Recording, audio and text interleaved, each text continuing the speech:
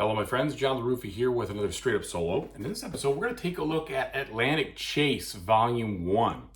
I'm going to show it to you from a solo perspective. I'll give you some insight into the gameplay, talk about the rule book, talk about how the learning curve was, all that stuff, and then give you my final thoughts. And hopefully this episode will help you understand if this is something that you'd like to do from a solo standpoint, or if you were more along the idea of just passing this one. So let's go ahead and get started. And as usual, folks, please like and subscribe to my YouTube channel if you haven't done so already. If you have, I do really appreciate that support. So let me talk about a few things first. First of all, the rule book and the learning curve, okay? So this rule book is way better than most of the GMT rule books that I have learned. And that's a good thing, because the GMT rule books that you guys are more or less familiar with are very difficult to deal with because they usually have just a few pictures, examples, and such like that, but most of it is text. Here, you get, as you can see, a tremendous amount of white space, so to speak, pictures, examples, very detailed understanding of what's going on.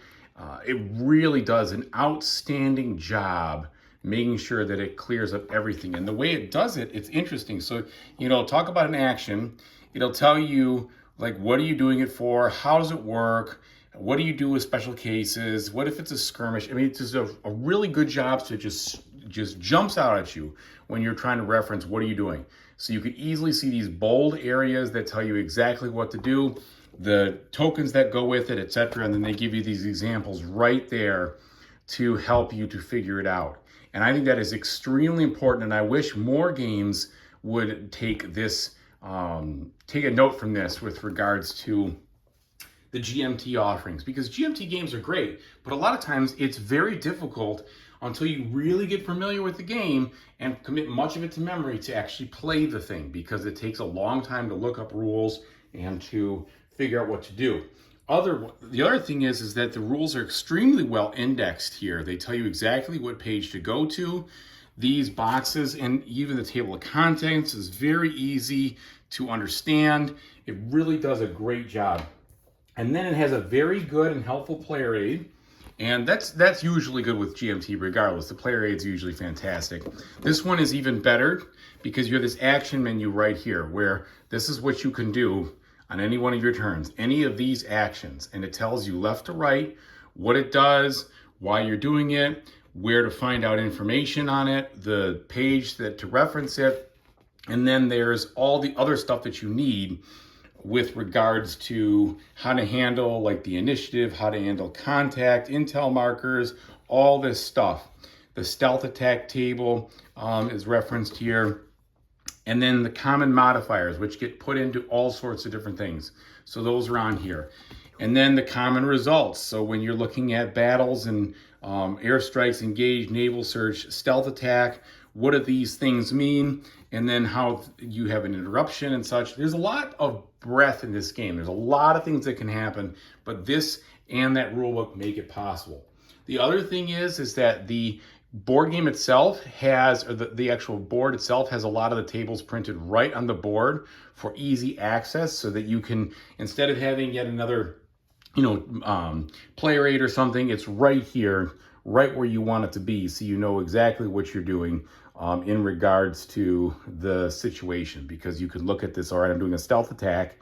I'm going to roll 2 D6s here. My number of trajectory that's in the stealth attack is over here. My dice rolls are here, and it tells me, oh, what do I do? And then, oh, okay, I got this. What does this icon mean? Well, this icon means it's a hit if it's slow or very slow. If not, it's a miss. And so that's really helpful in regards to getting this game off the ground. And I appreciate that. I think that they made a very interesting and innovative game, but if they had not put in this stuff, this extra help, it would have been very difficult to actually execute it. Okay, second of all, I highly recommend, even though this took hours to do, going through the tutorial and playing all 10 tutorial missions one at a time. Some of them are very, very short. Like I could play T1 through 3 in about an hour, and some of them get a little bit longer. But what this does is this teaches the game practically and takes you through every single action, as well as an example of a potential that it could have gone, so you can tell exactly what happens, exactly what could the scenario could look like, exactly how the turns could go. And this was extremely helpful in making a very new style of game, something I could actually play. This is awesome. This is awesome. This is not something you want to just read. This is actually something you want to read and follow along with. And I know it's sometimes tough. Even for me, it was hard for me to say, okay, I want to set this up because I was so eager to get into it. But had I not done this, it would have been very weird to decide, well, what the heck am I even supposed to do? I got all these actions, but what do they do and how do they work and which ones make sense? Going through those 10 solo scenarios for the tutorial was very important, I think. And now we're going to talk about the actual solitaire scenarios, and I have set up scenario number 1. This is the first blockade scenario here. And let's see here. So what they do is they give you the setup, okay? They tell you how to begin, and then they give you some guidelines on, what special actions might come into play. And then the rest of it has to do with how your opponent is going to react.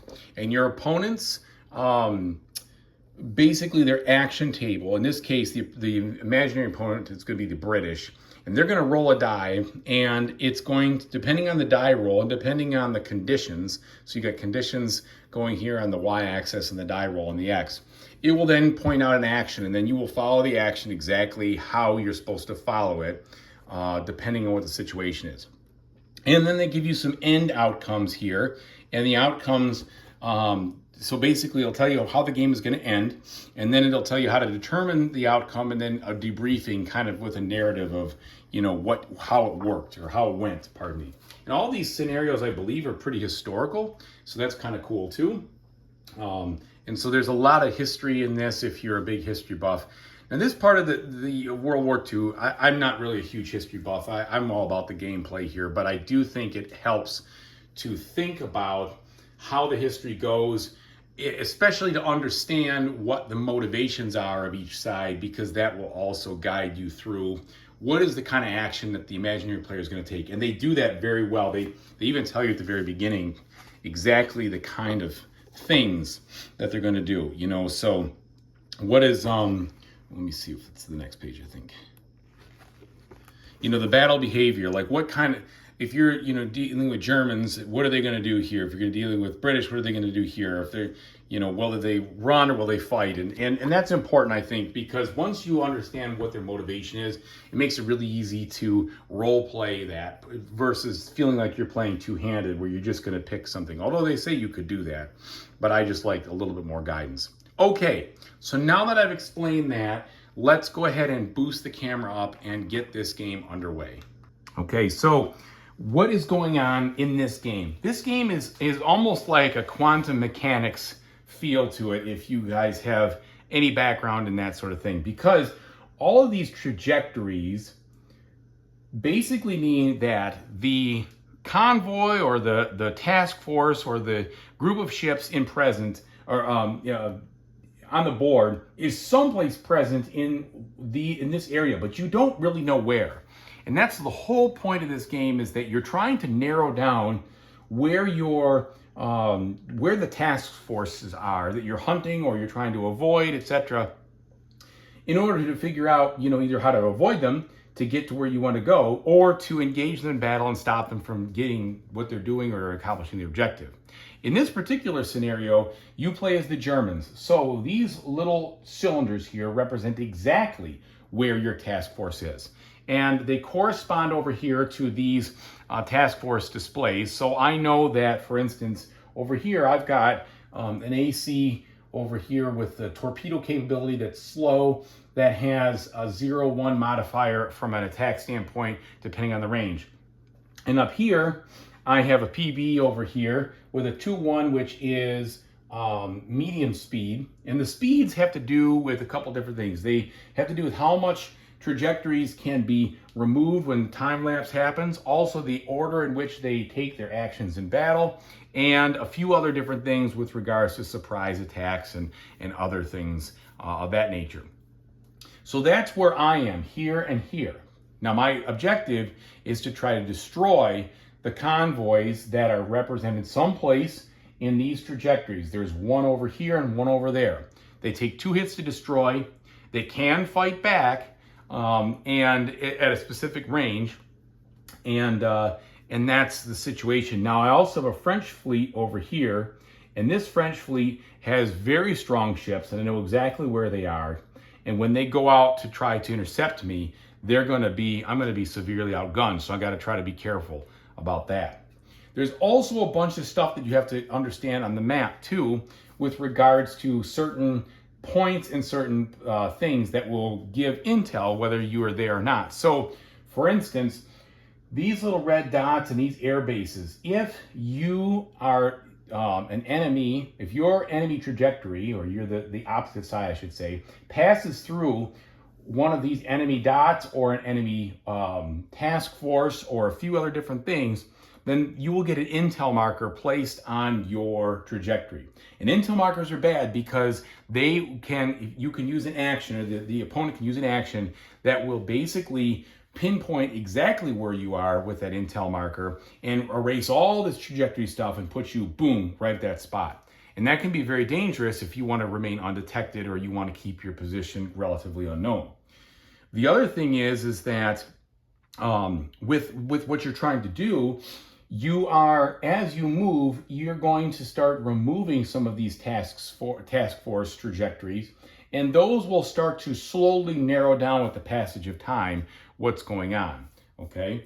Now in my mission, like I said, I got to destroy convoys, and then I'm going to go to one of these rendezvous spots and rendezvous to refuel. And when I refuel, then I'll get some orders to potentially go to a different port in South America to complete, or if I don't hit any of those, I think I can complete over here. I have to relook at it. But the basic deal of this game is you usually play until all the pieces have either gotten to their destinations or been wiped out, or there's been a condition that has been satisfied, all right?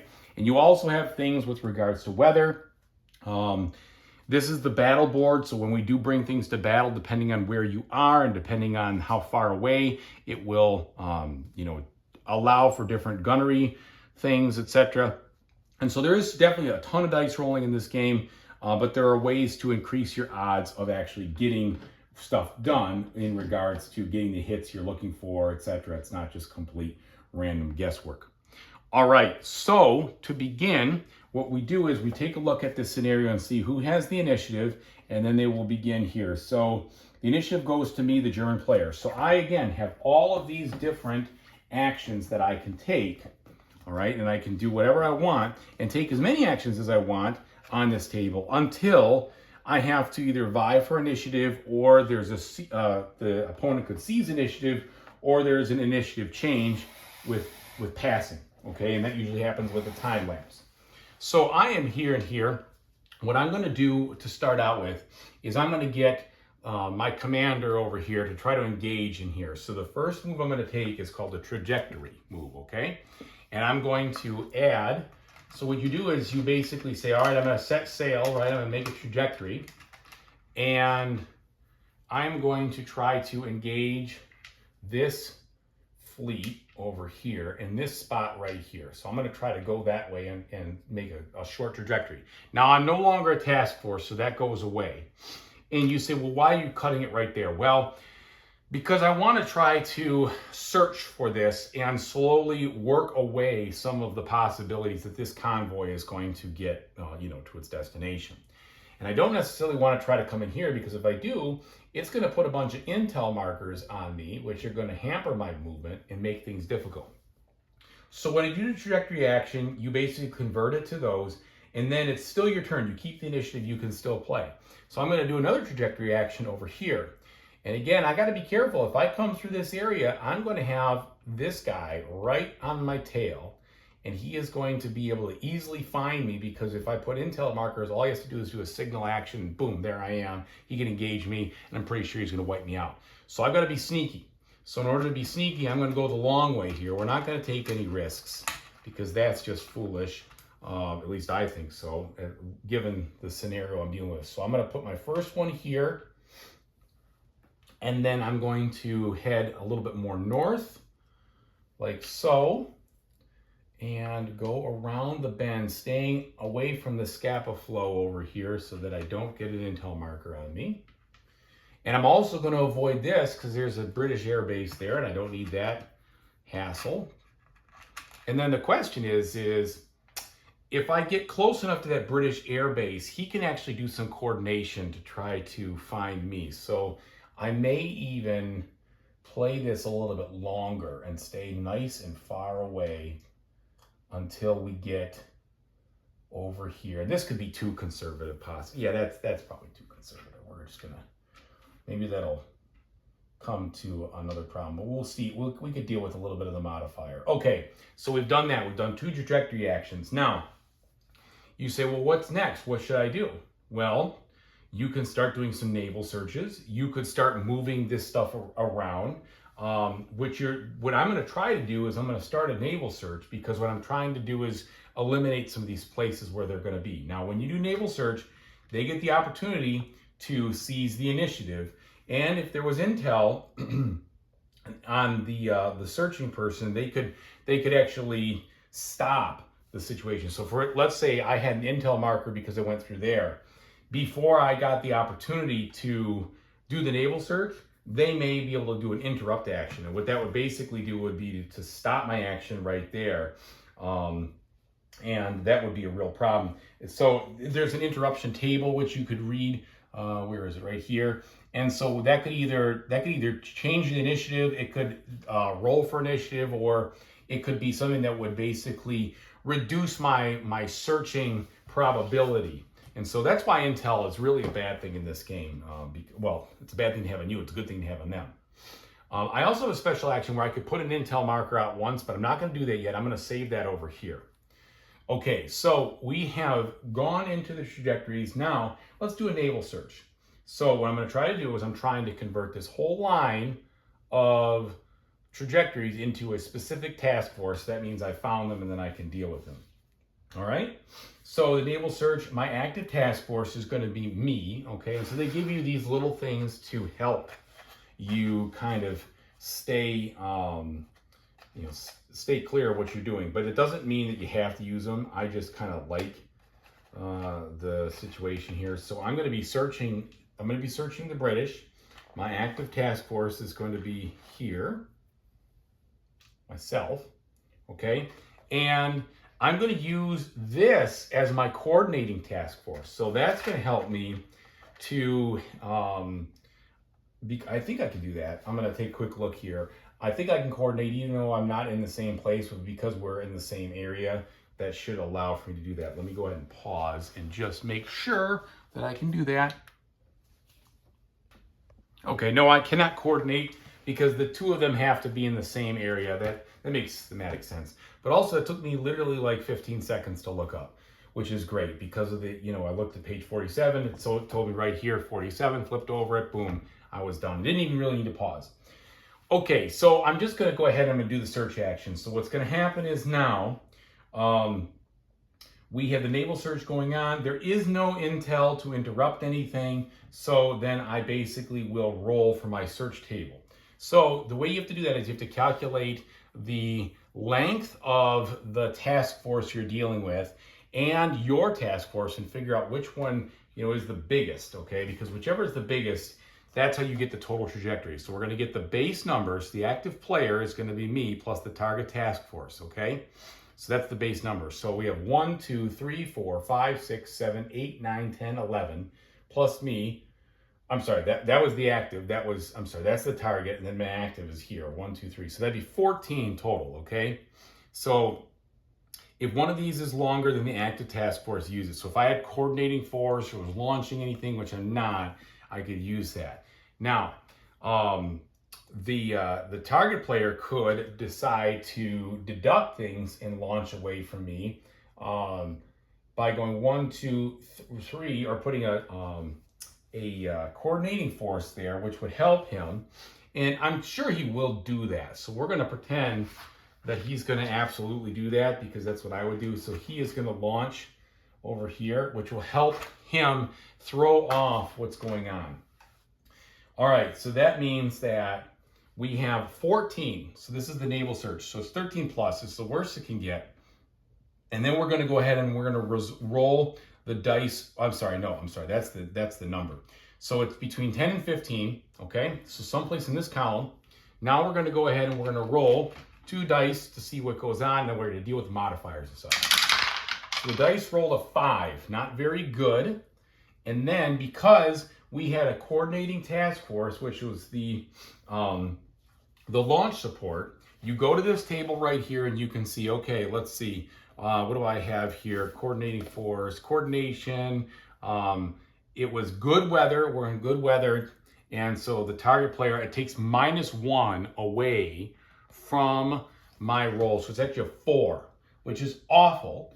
And so what that does is that basically gives me this result right here. And that means when you look up what that is an early or late. Remove the target's trajectory segment from the space.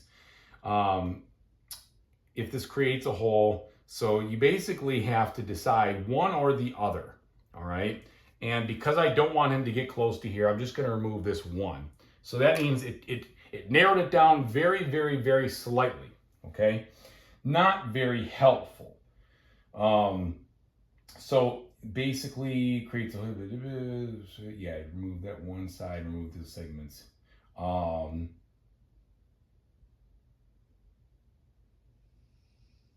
Yeah, one side or the other. Okay, and I've removed them. Now,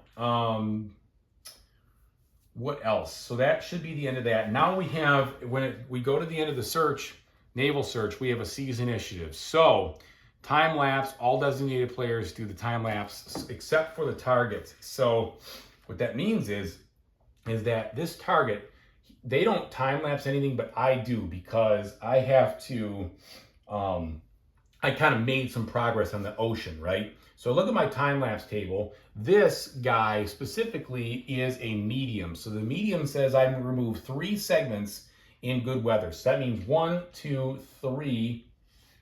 Now, for better or for worse, and mostly for worse, the British player knows exactly where I am, okay? Which could be a problem over here, because the more information you have about where things are, the more vulnerable you are in this game. All right, now we go for a seize initiative. All right, so seize initiative works like this. Wait a minute, yeah. And then he didn't have any coordination or anything like that, and I didn't coordinate, so we're done. So the seize initiative works like this. We basically have the opponent roll 2 dice, and if they get a 9 or above, it's their turn. Well, they got a 12, so it's their turn. Now, in this game, one of the things that helps is that if you don't get the initiative when you seize, you start to get this modifier, meaning that eventually your luck will get better because you'll get modifiers to add to that initiative roll, and you'll be in better shape. All right, so that means it is now his turn. So because it is his turn, we've seized initiative, we do a weather roll. We always do a weather roll when initiative changes sides. And you roll 1d6 and it says a 3. You look at your table on 1 to 5, no change in weather, the weather's still going to be good. All right, now we're going to see what he does. So what he's going to do is he's going to roll that die. All right, and we're going to see his actions. So he has number of successful British convoys completions and or destroyed, 0. Nothing's happened yet. So we're going to roll this die, and it says 2. So 2 means A action. So A action is all this stuff, okay? First we start with, and I'll show you here. All of this stuff is going to happen. So we follow it top to bottom. Bad weather. There is no bad weather. We can skip that section. Good weather. If weather is good, perform an airstrike targeting a German task force in range of a British or French air base. Select the target that will give the British the most favorable air support modifier. Well, so we have a specific task force right there, okay? This isn't a task force, this is a trajectory. So even though I'm closer, I'm not really there. And this is in range, so he will do that. So we will go ahead and take out our little modifiers here just to show you. And it's going to be an airstrike on me, okay? And we're going to go through that And then there is a target, so we don't have to do this. And then it says 4+ CAs. If there are 4 or more British CAs in play and there are no other targets in the airstrike, you can do something else.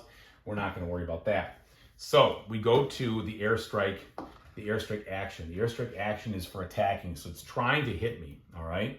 And so what it's going to do is it's going to launch that from there, okay?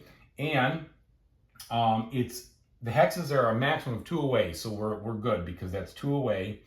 I don't have any intel, we don't have anything like that, and so we're going to go ahead and do the actual strike. Now, it is going to try to coordinate, I think, we'll find out, because that may be worse since you have such a long situation here with the coordination, because that would be, when you look at it, you look and you see airstrike and then you see total trajectory. Yeah, he's not going to do that, because if he was to coordinate, it would really push the trajectory up, so he won't be doing that. But what he will do is this, and so the distance here, you do a good weather only, and I don't think you don't count the trajectory of the airstrike, I believe. That's just taken care of in the actual rule book. We can see this. So 27, I'll just show you how quickly this is to look up. So designated the task force, we did that, it's within range. Designated coordination, nope. All right, total trajectory. So we don't have anybody coordinating, so yeah, that's basically just the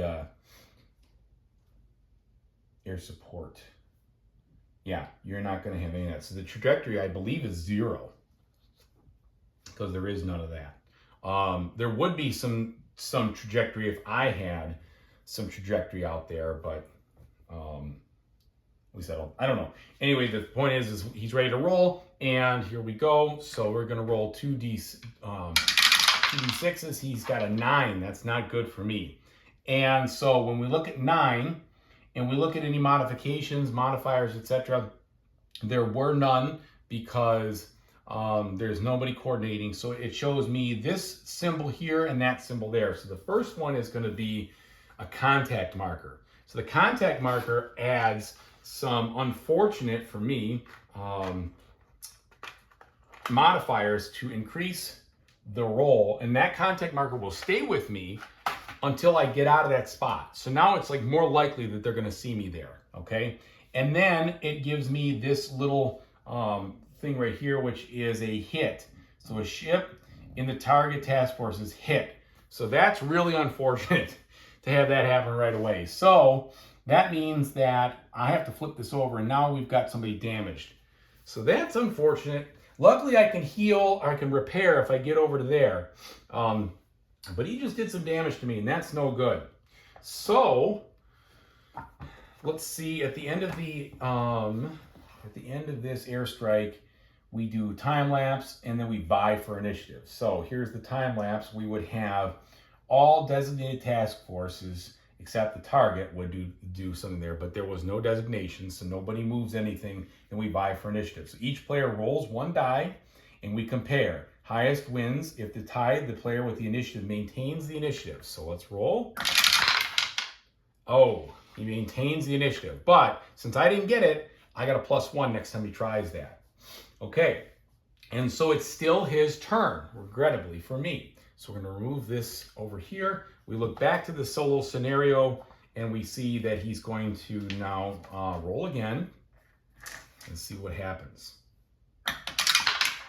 He gets a 6. In this case, it's a C action, and the C action means completion. So it says remove damaged British ships. If this empties a task force, remove it. Then select the British task force. So the only issue here is there's nobody in range, right? So he can't do a completion action. And so we keep reading down, it'll say select a British ship with a convoy if more than one of the short struck. You have no convoy in play, treat it as a convoy British action table results. So now I look at the convoy British action table result down here. And it's a little bit off camera, I apologize, but I gotta read it. It says remove damaged British ships. If empty task force, remove it. Completion, if there's a British task force with a convoy in play, roll the die and see what happens. So we're gonna roll the die. Treat as C, British action, treat as F. So how is this gonna not loop back around? So hold on. select the task force. If no convoy in play. Oh, I'm sorry, there is a convoy in play, but it's not close enough. So it says select the task force to completion in Clyde. Okay, so whichever's closer. So this one's actually closer. The task force may need to perform a trajectory action first. Direct route, yeah. So prevented, no, they don't need a trajectory because they've already got stuff going. Then you go to time lapse. Remove the selected trajectory farther as possible. After successful completion, you do an initiative change. But since we can't do the completion action, so this is how they kind of get off the board, right? You have to have below 6 segments to try for a completion action. If you can't, the only thing you can do is you can do a time lapse, okay? And that means that you basically decide to pass to shorten up one of these segments over here, and then the initiative will change. So that's what they're going to do. And this particular convoy is very slow, both of them are. So very slow just means I remove 2 of these, and then it is now my turn. We roll for weather. The weather does not change. All right. So you can kind of see how this goes back and forth, back and forth. I could keep playing, and ultimately, you know, you would see more of the game. You might see the battle mechanics here. The battle mechanics, they have 2 things. They have the standard battle, which I think fits very well with this game as it is. And then there's the advanced battle, which is way more tactical. There's a lot more options, a lot more things going on. There's ship maneuverability that's happening and everything else. I haven't delved into that because I'm not sure I want to delve into that. I like the game as it is, a more strategic style of misinformation, trying to find information, trying to find people. When you find people, it shortens this up. And I actually like that. I like the streamlined combat as it is because it gives you the results you're looking for without bogging it down into a lot of minutia. Now, people who like war games will love the minutia, and that's fine. And I don't mind war games, but that's not what I'm looking for. I'm not looking for a naval battle simulator here. I'm looking much more for this kind of, you know, chase mechanic and find them and stop them and get them and or evade them sort of thing. And so I like the battle to be resolved a little bit quicker.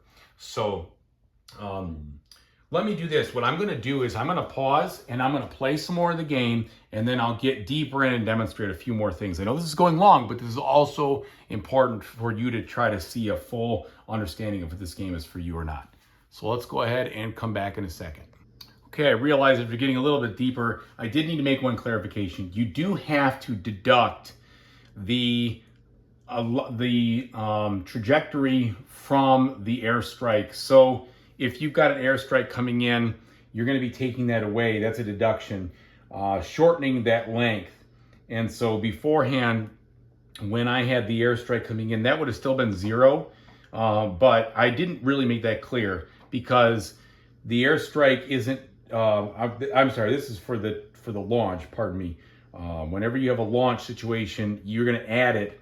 So back to here, when it launched against me, I should have added that trajectory, those hexes away. So that should have been between 1 and 4. Okay, so sorry about that. So what that means is that between 1 and 4, I would have got the contact marker, but it would have only delivered a hit on me if I was slow.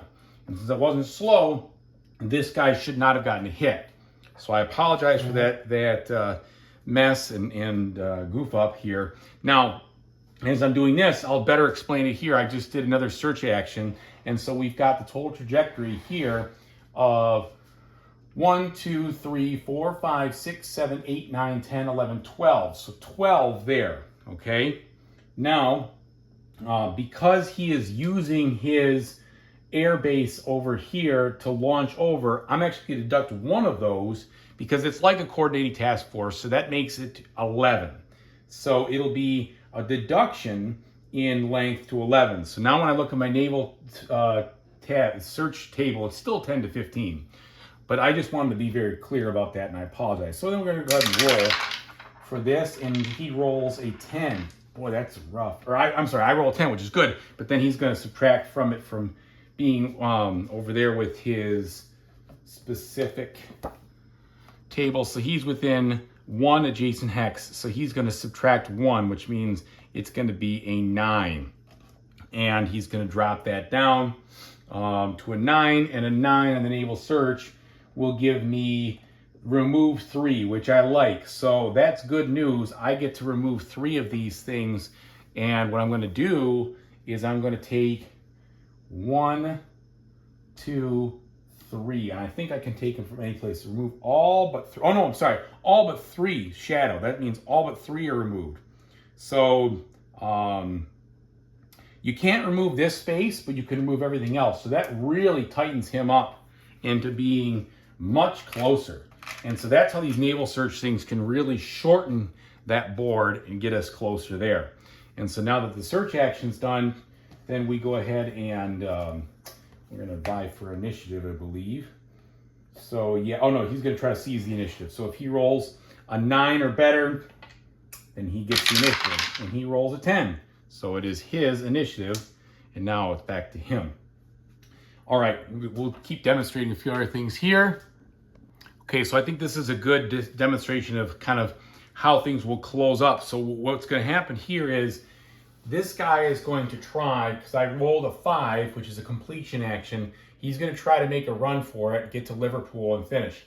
So the first thing he's going to do, he has to do a trajectory action to get to Liverpool. So he is going to put this down here and there. Now, this means that's 5 in his completion. So he could try to do a completion action because it's 6 or fewer.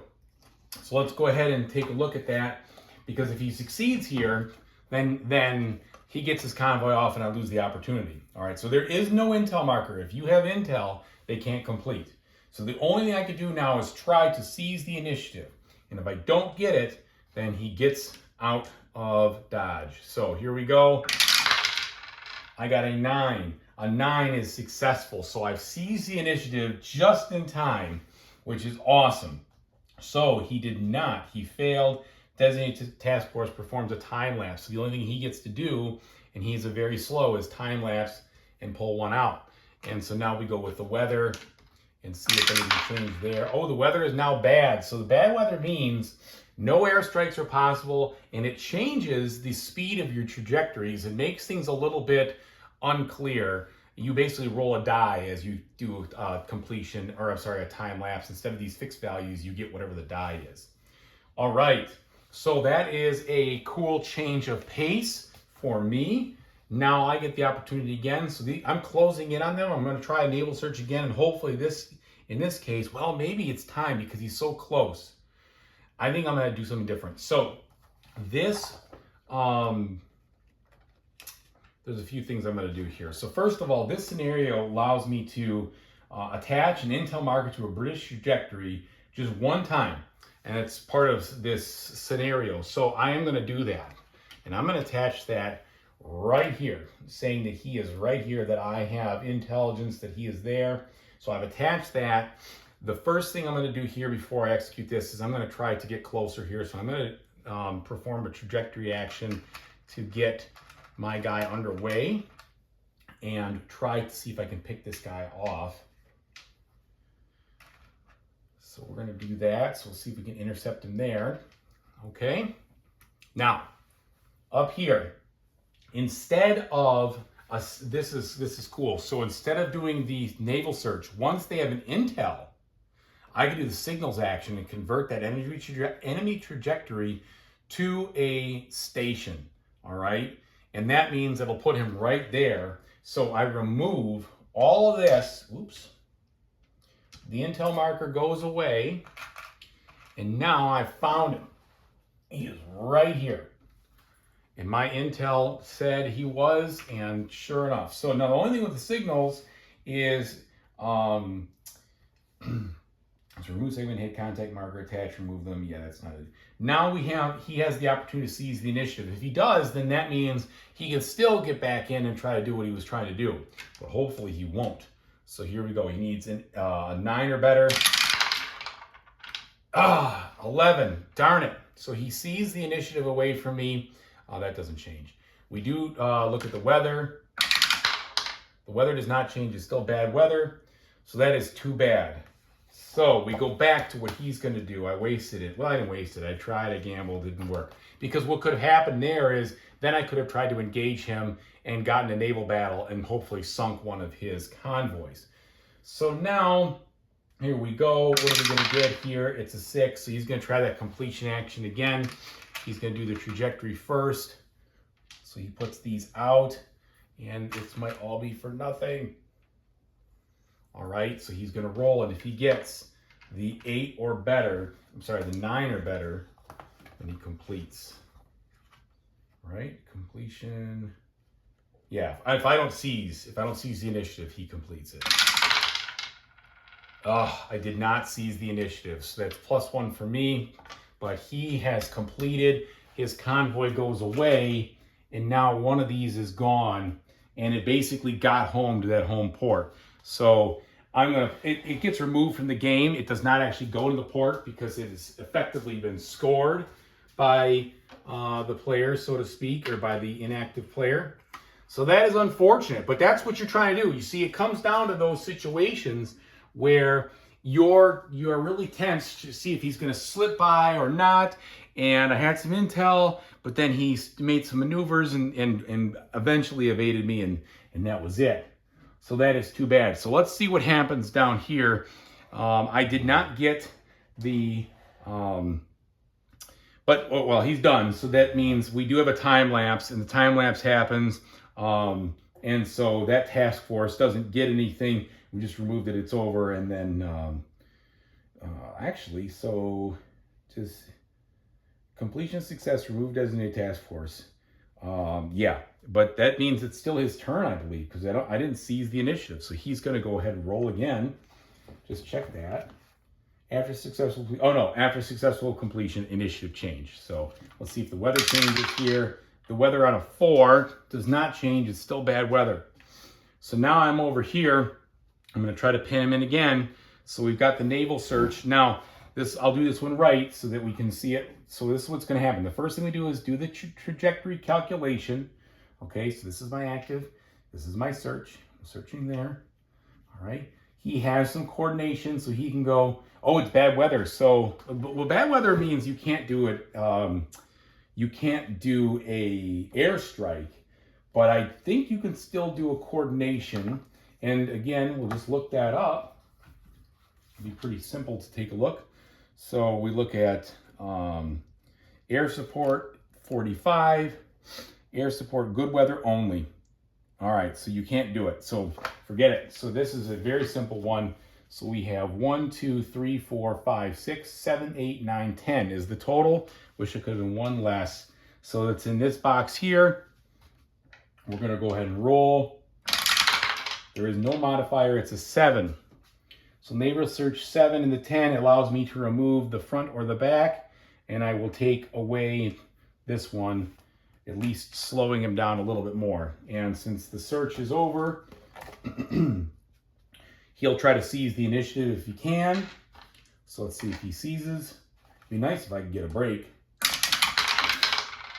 7, he does not seize. So that means he has a +1 there. So we're going to try again. Now we're a little bit tighter. Same deal, except now we're at 9. So 2, 4, 5, 6, 7, 8, 9. Same situation. Let's see if I can get it. And it's a 7 again. So 7 now in the 9 table for search allows me to do all but 3, which is good. So these go away. So we know he's in there now. I like that. All right, so now he's going to do the same deal where he's going to seize the initiative, or he's going to try to. He gets a +1 now. Did not happen, so now he'll get a +2 the next time. All right, we're really bearing down on him now. So here we have 1, 2, 3, 4, 5, 6, 7. Another search. It's in this one. I need to get a break here. I need an 8 or above or something that's going to help me out. Okay, and it's a 10 with no modifiers. That's good. So a 10 on that naval search puts me to, I found him and I've got a contact marker. So this is perfect. So now he is here. Bam. And these go away. I've made contact. And so here we go. So the contact marker is good because that's a modifier, which is what I'm going to need. So now, since I found him, so we did the naval search. Yeah, you know what I kept forgetting to do? Sorry. Oh no, that's right. I don't change the, because it's all but the designated task force, all designated task force except for the target. So I should have been tightening these up each time I did that. So I apologize for doing that, but basically what that would have done was it would have put me here and made it even better, even a better situation for those. But I screwed it up, and that's just lack of practice, unfortunately. But I know we're here, we found them, so now I can show you what this, what the engagement looks like. So I'm going to go ahead and I'm going to engage him. We are both in the same place here, and so my active task force is here. I'm going to engage him, and again, these are not necessary, but I'm just using to use the example. Okay, and so then what we do is we roll. So if I had intel on me, he would have the opportunity to interrupt. Since he doesn't, I can go ahead and I can roll, and then we're going to add the modifiers. So here we go. The roll is a dud. Gosh, 3. But I have the contact. So again, when it says add all com modifiers, we look over here, right? There is no air support. We do have contact. The target task force is very slow, so that gives me a +4, which is nice. He has no maneuvers, okay, and he has no coordination. Because of that bad weather, he can't get air support coordination, which is good. So that means that I've got 7 because of that contact marker. And the 7 on the engage when we are right in the same spot is a CLOS, which I think is, what is CLOS? Closing in. If the active task force is faster than the target, treat as a battle. Okay, well, guess what? I am faster. I'm a medium. And so now we'll see the battle. So you will get the idea of what happens here when we try to execute it. Now, the best thing to do for a battle, I think, because there's not, in here, it really doesn't go through, unfortunately, the steps. I think the best thing to do is to, kind of bust out the book until you're really good with this and just take the steps as it goes.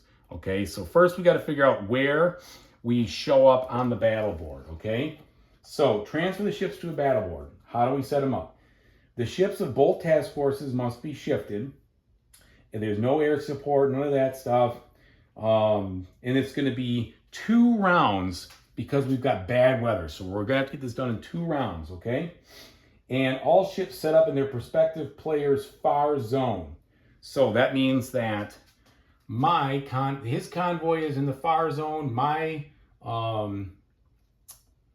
guy is over here in the far zone. So we're a long way away, okay? So here's the sequence. First, the gunnery step. Ships attack simultaneously. So because we are both far away, far and far, we can look at this and we can say, okay, far and far, it's extremely long distance. You roll 3 dice, you take the lowest 2, and then we figure out what happens. All right, so I'm going to roll 3 dice for me first. I take the lowest 2. In this case, it's a 5 and a 2 is a 7. So we look over here in the gunnery table. Oh, and I add, since this is the far away, I add the back number here because we're a long way. So that makes 7 plus 1 is 8 as the modifier. So 8 or less is a splash. So I missed, okay? Now, oh wait, no, here we go. The target's very slow also. So that gives me a +2. So actually it's a 10, which means that I hit him. So 1 hit does a single hit for him. So we'll put a hit marker out there, which is awesome. Now he's going to attack me, but he doesn't get a modifier. It's not applicable. And actually, I don't know if he can even attack, if a convoy can attack at far range. In fact, I don't think they can because it's NA. So let me just take a look at that. Convoy 6 and 11, I don't believe they can. All right, convoy. Yeah, I really don't think they can because the NA attacks at short and point blank range only. So yeah, I can't do anything. So then we are done in that step. So we go to the next step here. So we did the gunnery step. Now we're going to go to the torpedo step. If I was in close range, okay, we would be able to use some torpedoes if they're in the near spot, but I'm not. Now we do maneuver. Ships may maneuver to adjacent zones, slowest ship first. So because he's trying to escape, he's going to try to break away, but he can't do that. He's already in far, so we're going to get there. He's going to basically stay where he is in the far zone, and I'm going to move up. I'm going to try to get closer to him. Now he's going to attempt to break away and exit the battle, okay? So enemy ships near or close, -1. Enemy ship is faster, it is -1. Your ship is in the far zone +2 with no other ships. So he still gets to be, he gets +2 on this, and then my ship is faster is -1. So it needs a 9 or more to break away. And he'll get a +1 to his roll. He gets an 11, so that jerk breaks away. So what happens is, he gets away, we put him back there, unfortunately, battle's over, so he ran away, and then all this stays the same. So that means I still have a contact here. We still have been engaged. We've still got that going on. And I go back to my spot, and then the battle is finished.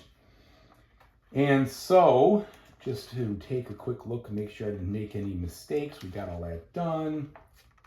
Smoke, maneuvered, exit. Yeah, so he got away. So successful breaks means that all of the players' ships exit and the battle ends. Yep, so it ended, they were exit, and we're there. And both of them now have contact markers because, you know, we both made contact, so I have one on me as well. Let me just put that out there. All right, and then after this battle is done, then we vie for initiative to see who goes next. Now I have a +2. I think I do. It's been a while since I looked at that. All right, so I'm sorry, he does. So he gets the initiative. So it means it's his turn. And now we go back to it. I think I've demonstrated enough of what's going on. Let me tell you about what I think of this game. Okay, so that gave you a pretty good idea of a style of gameplay that is going on here in Atlantic Chase. Now, one thing I didn't do is I didn't try to bring in the reinforcements. I did actually have reinforcement options in Kiel, but I never did try to get them in. Reinforcements is kind of a risky thing. Yeah, you can get them out in the battle, but if they don't show up, you lose initiative, and then, you know, it just depends on what's going on, if that's worth the risk. So end up finishing the scenario, regrettably, with a failure on my part. I did sink one of the convoys, but I also lost one of my ships.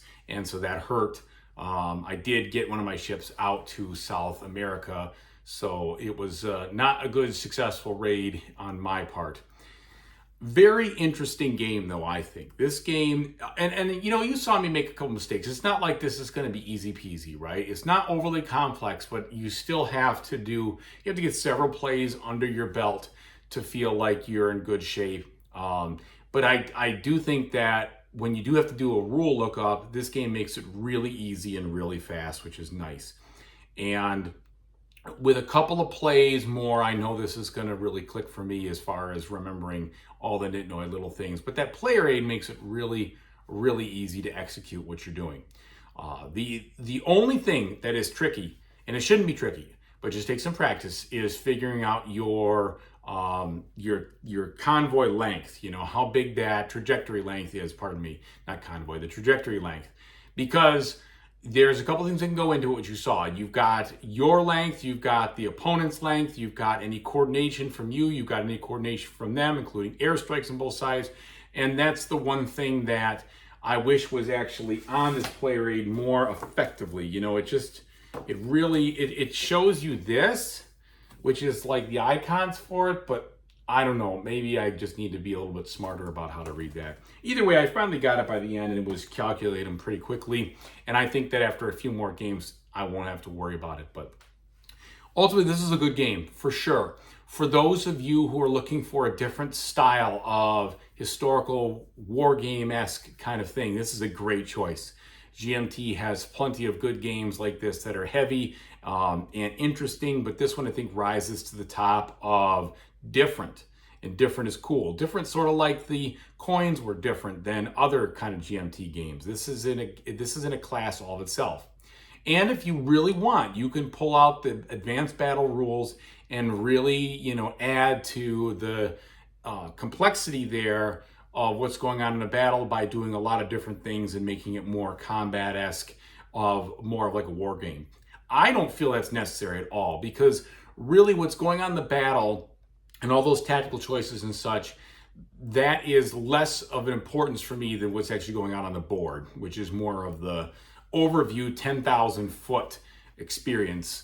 And so I'm fine with the battle rules like it is. And it is actually pretty easy to execute the way they are in the standard version. I may never even try the advanced version, just because it adds length and complexity. And this game's, going to be about 1 to 2 hours. It says 1 to 3 hours, and I'm sure it could be, just depends on the scenario and what happens. So in this case, there's a lot of things that, after I shut the camera off and continued on, the British player kept adding additional task forces and additional convoys and all sorts of stuff coming onto the board that wasn't there when we started.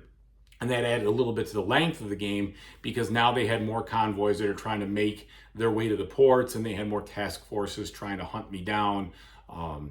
And so you just really don't know what you're in for. And I think that's what is really cool about this game, is that I think there are 15, I know there are 15 solo scenarios, and you really don't know what you're in for until you sit down and try them out. And then even a scenario you've played before, with all of the differences as far as things coming and going and changes that can be made, you can play a scenario over and over again and it could still feel very fresh and new. So I give this one high marks when it comes to a GMT style war game that offers something very different. And I think this is one of the few GMT games, as far as, I shouldn't say the few, but this one's going to stay in my collection for sure, because I really like what it does. And while I won't be pulling it out every day to play it, I pull it out, once a month or once every other month and just experience a new kind of scenario. And I think that is really cool. And the other thing is that you have to feel okay with playing a game while you're constantly referencing the book to see what's going on, not for the rules, but for the actual gameplay itself, to see how the opponent is interacting. And of course, that wouldn't necessarily be true in a 2-player game, although I never probably will see this multiplayer, because I can't imagine teaching anybody how to play this, just because there's so much there, and it's so unique. And also because most of the time I just play solo games anyway. But either way, I think this is a really fun one to add to your solo collection if you like this sort of thing. There's a lot of dice rolling. There's a lot of different types of moves. There's a very big breadth of what can happen. And so you definitely want to sit down with this when you're able to concentrate, when you're able to focus. This is not a game that you're going to just pick at a little bit here and there. And also kind of probably a game that's gonna be tough to play in stages. You play a little bit, you walk away, you come back, because so much of it is kind of in here. I'm thinking you're gonna wanna sit down and finish the scenario versus play a little and come back, play a little and come back. That's just my guess, just because there's so many different things and objectives in which you're really focusing on. So either way, I hope this was very informative for you. Thank you so much for watching. I really appreciate it. Again, if you don't like this style of game, or this looks like it's only mildly interesting, I would definitely try before you buy, or avoid altogether. But I'm drawn to these kinds of complex, new, just innovative styles of games, and I think this one definitely has that going on for it. So thank you so much for watching. I really appreciate it. Whatever you decide to do in the future, I hope you have a fantastic time doing it. Take it easy, everybody.